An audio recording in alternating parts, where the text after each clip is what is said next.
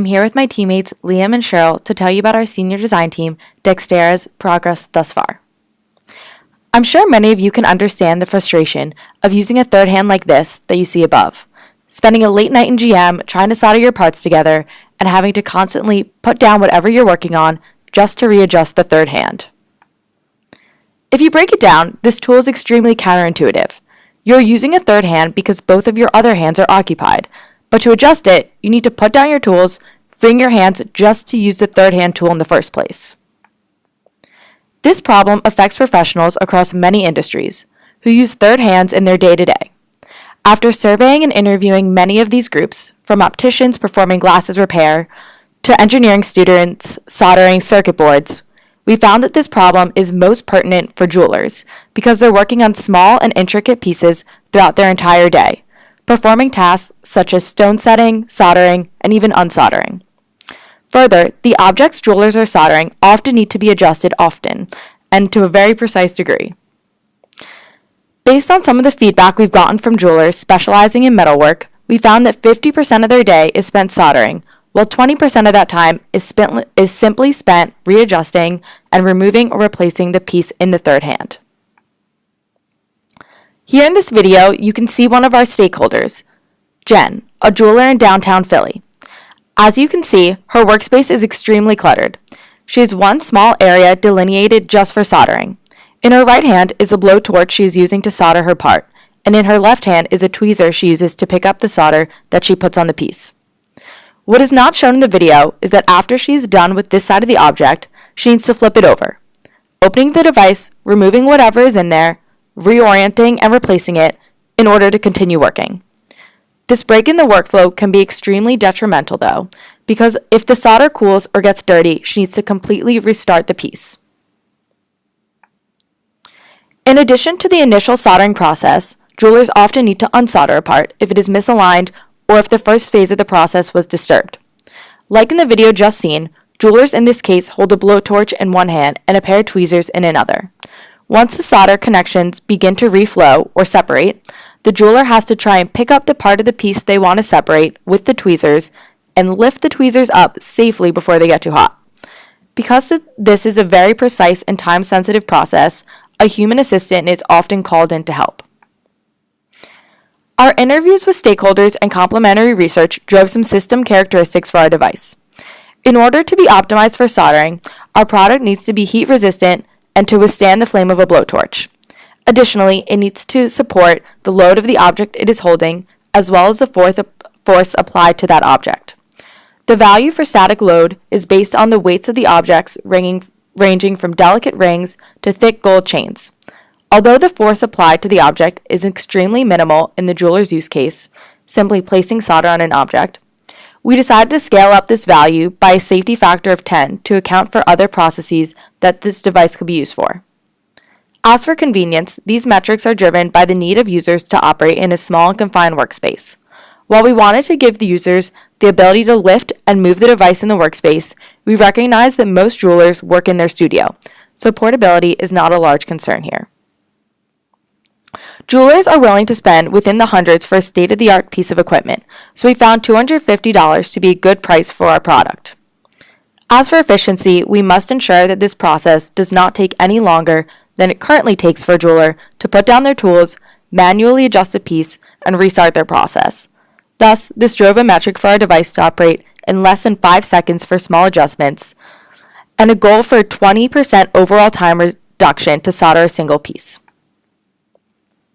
With these system characteristics in mind, we have developed Dextera, a 5-degree freedom, voice-controlled, robotic third hand optimized for jewelry soldering.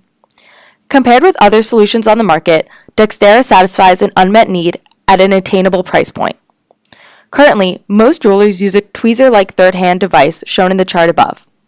One of the jewelers we spoke to, Mariana, a jewelry-making apprentice, described it as cheap and stated that, given she wasn't strong enough to get it tight, it would come loose at some point, thus requiring her to constantly readjust the device. When she was done working on a piece, she would have to wait until the third hand had cooled since it was too hot to touch, wasting time. Devices such as the C-clamp or the flexible third-hand tool shown above are commonly found in engineering classrooms and workshops. Aside from not satisfying the jeweler's specific heat resistance or object accessibility needs, these tools also do not allow for easy adjustment while working. While advanced robotic arms, like the Canova arm seen here, provide the dexterity our users require, these devices are not only extremely out of budget for our users, but they are too large or bulky to fit within their confined workspaces. Finally, a user's own hand, or those of a human assistant, are far from convenient, and the high heat produced in this process poses a threat of injury. So now that we've explained the need for a device like Dextera, we're going to explain how we are making this solution a reality. In order to ensure that we can successfully meet our user needs and develop a feasible solution, we analyzed and validated 4 different components of our system: robotic simulation, speech-to-text, mechanical design, and thermal properties. The first subsystem we will explain is the robotic analysis performed. We took into account user needs when choosing the robotic configuration, determined methods for controlling our device using both position and velocity control, and created a simulation in MATLAB to demonstrate the device's behavior. As you can see in the symbolic diagram, as well as the image from our MATLAB simulation, Dextera consists of 3 arm joints, 1 linear joint followed by 2 rotational joints. These 3 joints give the arm itself 3 degrees of freedom. Not shown in the symbolic diagram are the grippers, which are 2 additional prismatic joints that bring the total degrees of freedom of the system up to 5. We have chosen to iterate on our initial design based on both user needs and feasibility of manufacturing. In our initial design, the arm consisted of 2 linear joints and only 1 rotational joint. In the new design, we allow for more freedom in terms of end effector orientation while eliminating difficulty of device assembly. 1 linear actuator is significantly easier to construct than 2 because we cannot leave the internal mechanisms of our system exposed to heat and chemicals present in a jeweler's workspace. Another important decision we made was determining the initial starting position of our device. The orientation displayed reflects our chosen start configuration, which is most central within a user's workspace. Thus, a position users would not likely often change. We also gave thought to the orientation of the grippers. After speaking with Mariana, we learned that a common soldering procedure for jewelers is resizing rings. This is done looking at the O of a ring straight on. Thus, we wanted to set the 0 position of the grippers to enable this process without readjustment. When considering how to control and plan for the motion of the robot, we had 2 modes of control: position or velocity. However, there are many trade-offs between these methods. We realized that the decision to control the robot by position or velocity was dependent on the given use case. After consulting stakeholders, we realized that different jewelers might find one method more intuitive than another, or a specific process may dictate both types of adjustments. Users have expressed that exact angles and orientations are sometimes needed for a perfect solder, and that they would feel comfortable expressing a precise value for the robot to move to or from. However, we predict that some users may not feel this comfortable dictating such precise commands. Thus, by choosing to do both position and velocity analysis, we are able to provide flexibility to our users in types of allowed commands. After computing the governing equations that dictate the motion of our robot, we're able to develop a simulation of its movement in MATLAB. The images shown here display different outcomes of our velocity kinematic simulation, which takes in a starting position and joint velocities, and then computes the corresponding motion of the robot arm from that. And now I'll pass it off to Liam, who will dive into the rest of our engineering efforts. The next stage in our engineering process is validating the feasibility of our speech-to-text conversion. We're about to show a demonstration of the speech-to-text functionality that will be going in the third hand. Max is going to say commands that will be used with the velocity control or position control. The code is currently running on a Linux virtual machine to simulate what would be happening on the Raspberry Pi. It is also using the Microsoft Cognitive Services Speech-to-Text API and Microsoft Azure portal for licensing files. Turn right.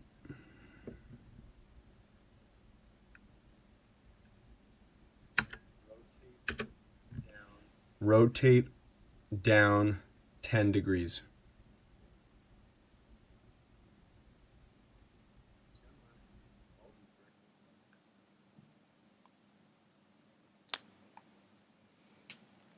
The next steps in integrating the speech-to-text process is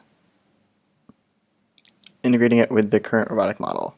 In order to establish end-to-end device control, we need to integrate speech-to-text computation with the robotic analysis to turn user commands into actual movement by the robot. The current robotic model does not take into account what is physically possible for a robot and our chosen motors. We will first need to examine our given motors to determine their capabilities, as well as observe their behavior of the entire system once fully assembled to iterate on this. We want to ensure safety for our users, as well as make sure that no work, object, or workspace is damaged. So we'll use results and feedback from user testing to set velocity limits for our joints. The next step in this process is converting the speech-to-text into an exact position or velocity that can be input into the robotic analysis.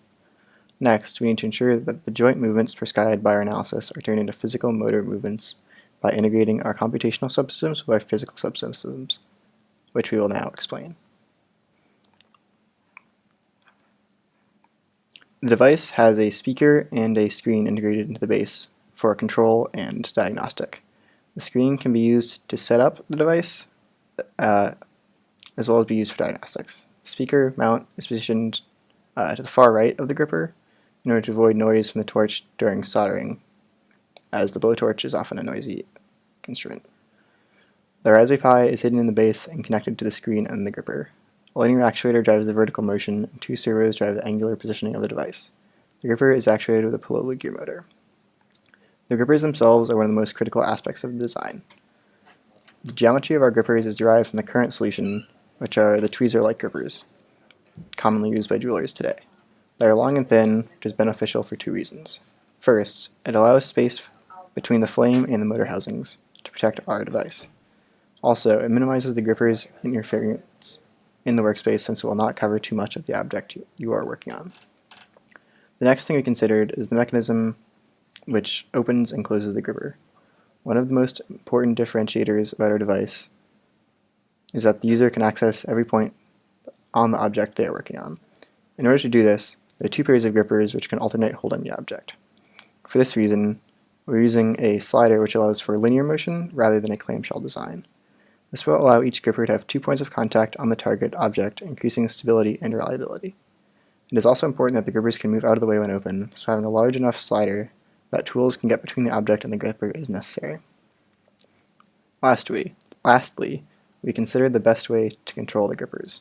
Each pair is controlled by a single motor, since there will be other motors at the wrist joint, and we want to minimize the space they all take up.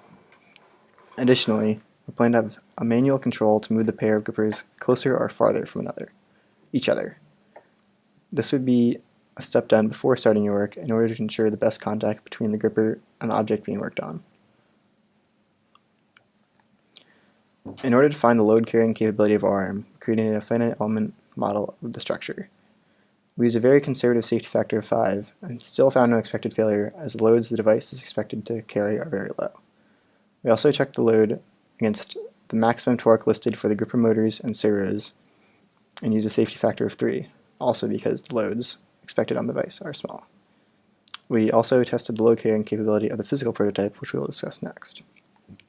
In order to see if the kinematic limits of the robot filled our user needs, we built a representative prototype. We tested with the situations we are most used to, electronic soldering, although we plan on doing testing with jewelers in the future. We found that the wrist, rotate, and tilt will orient the board to expose the different faces we need to solder. The vertical slide was not necessary for our purposes, but we will anticipate jewelers will need it in order to submerge objects they're working on in water to cool it. Through our testing, we found that our purchase servos twitch uncontrollably in small amounts, with about a 5-degree amplitude. We tested for electrical sources of this error to see if it was an issue with our electronics board. We checked the waveform of the control signal of the servo, as well as the power waveform going to the servo, and found no noise on either one. For this reason, we believe it's an issue with the purchase servos and plan to order more servos for testing to find one which is more steady. We also checked the free play of these servos in a test setup and found that it gave us about 90 thou of play at the gripper, which we think is too large for most jewelers. Moving forward, we will need to complete our physical build and iterate on the design until we have a consumer-ready product. First, we will be placing the 3D printed and laser cut parts with the machine parts in the correct materials. We also need to add housing for the sensitive components and overall device, as we don't want consumers to be able to see or access the electronic components or wires, and to protect them from incidental contact. We'll most likely be using flexible metal coverings or telescoping tubes made of stainless steel to protect the linear slide.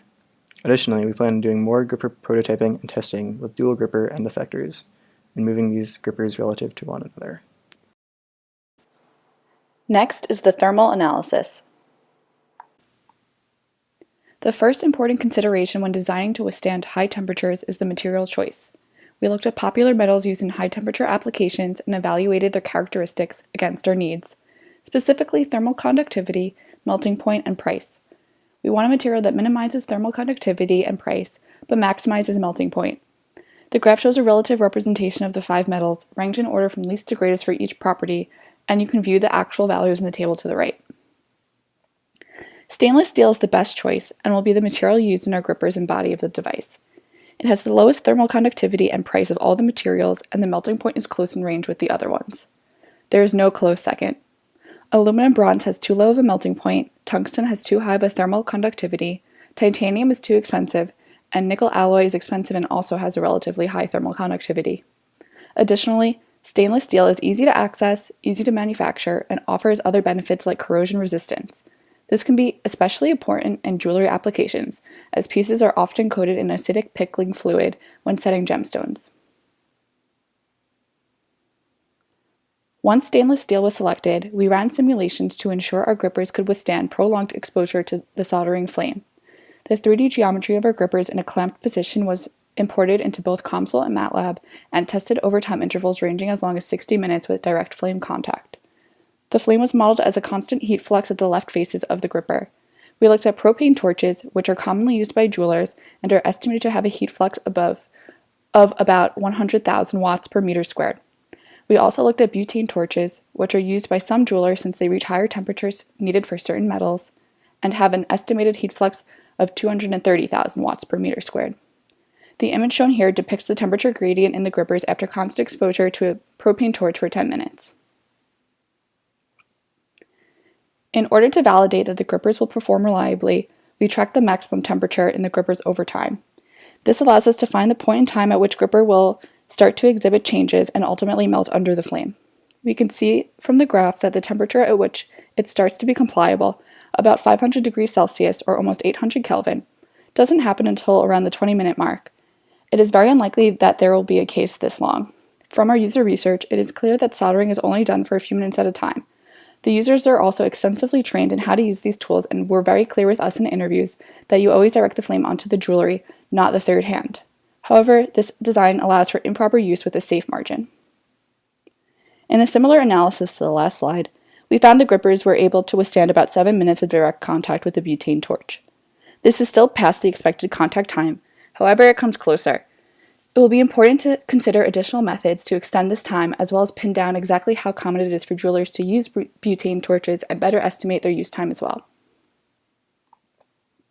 It is important to acknowledge that there are some issues present in these graphs, and therefore the models used as well. First, there were a few assumptions made in the creation of these models. It is difficult to accurately represent the heat transfer from a flame, and the selected solution could create idealized situations. Also, the material definition has constant thermal properties, like thermal conductivity, when in reality these change with temperature. It also may be advantageous to look at more refined and time-dependent convection boundary conditions. These assumptions, along with the constraints of the thermal model used, result in unrealistic results. Foremost, the graphs from the COMSOL model show a linear increase in temperature even at and after the melting point of the material. Also, the divergence between the two models indicates an opportunity for further refinement. In the next few weeks, we plan on addressing these issues. We will continue iterating on the conditions specified in the models and also compare these with experimental tests. However, the convergence of the two models for the first 10 minutes and significant safety factors suggest that even with these issues, the model proves that the grippers will be able to withstand even very extreme use cases. The team has also considered exploring additional design options in terms of thermal performance. First, there are a few options in order to create greater heat dissipation and greater insulation for the arm. These take the form of forced convection, fins, and layering with air gaps. Second, the team plans to explore using a contact on the gripper. This would be beneficial since it reduces the chance that the gripper will scratch or deform the object the user is working on, and can also provide a superior hold since the area of contact will be greater. Different options such as high-temperature polymer foam or airbags were considered. However, after initial research and speaking with our advisors, the best solution appears to be the use of sandbags. Having sand with a small enough granularity will allow the contact to behave similarly to a foam, while also being heat-resistant. Now let's take a step back, look at what we've accomplished, and what we plan on doing next. Our engineering design work was done to verify that the user's needs will be met. The thermal analysis conducted shows the device can last for over 15 minutes with the gripper exposed to flame from a blowtorch, and the structure will be able to carry the expected loads. We also verified the weight and projected cost for our CAD model and prototype. We also tested the amount of time the device needed to recognize speech commands, and the amount of time it will take for the servo motors to move the object to the correct orientation. Moving into next semester, we will hit on each of the next steps discussed for each subcategory of design and engineering. By the end of January, the prototype will be fully built and begin integration. By the end of February, the design will have been improved further for our user needs. Finally, in March, we will manufacture the final prototype and continue improving the voice recognition based on user testing. With that, we'd like to thank our advisors and TAs. We are Dextera, the world's first voice-controlled 5-degree of freedom robotic arm assistant for soldering. Thank you.